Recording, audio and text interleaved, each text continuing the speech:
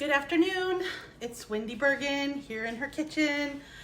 I thought I would share with you how you can make your own brown sugar because it's way super easy and that's it. It's just super easy, and I don't know if it's less expensive, but it's easier to store the two things. So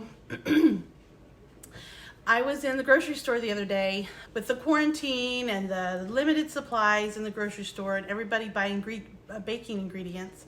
There is no brown sugar to be found, at least not in the store close to my house. I was in the grocery store and I heard this woman say blah, blah, blah, brown sugar. And I said, the brown sugar is just down there on the left. She goes, oh yeah, there is no more. It's all gone. And I said, oh, well, you can make your own. And she looked at me funny and I said, oh yeah, it's super easy. It's just molasses and white sugar.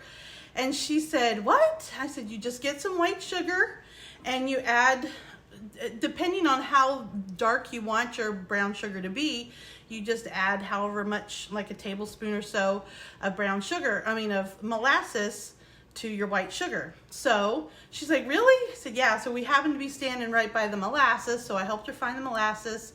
She went down and got the white sugar, and I said, you can look it up online, but basically that's it.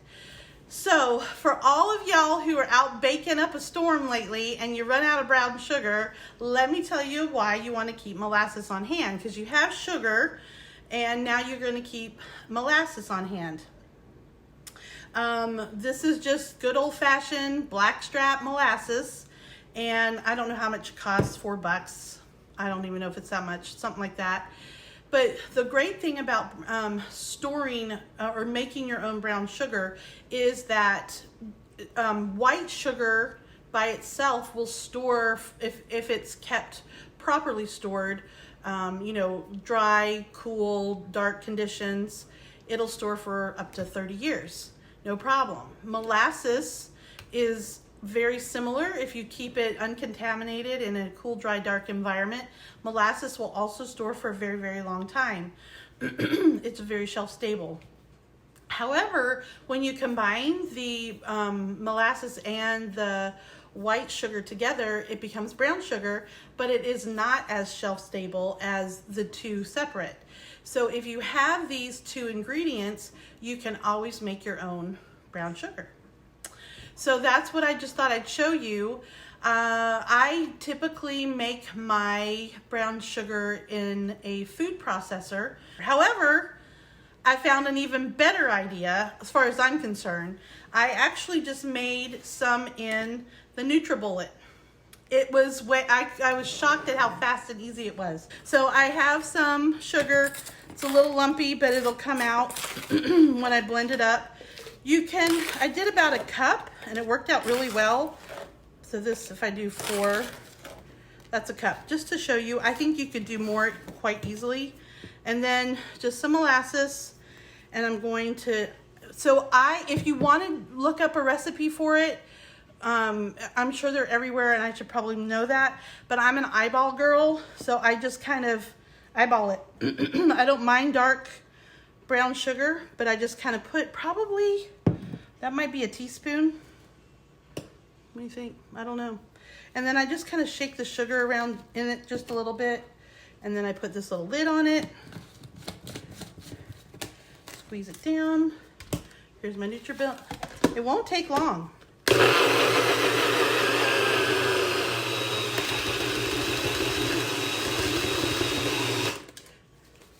There you go. I'll probably do it twice.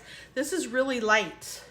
So I could put more molasses in it if I wanted to make a darker brown sugar, or I can just go with it.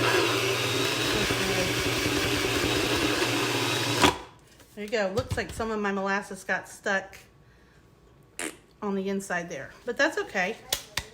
I can add more, or I can just be happy with what I have. There you go. See that? It's nice. It packs up real nice. I would probably add more, but and half of it, like I said, so much of it got stuck on the inside there. So just make sure when you're getting ready to mix it up that you pour it right in the middle. But there you go, brown sugar. So pretty much that's how you make brown sugar. It's that easy. Some molasses and some white sugar. So all of you guys who are making some chocolate chip cookies right now and you run out of brown sugar, that's what you got to do. You got to have some molasses.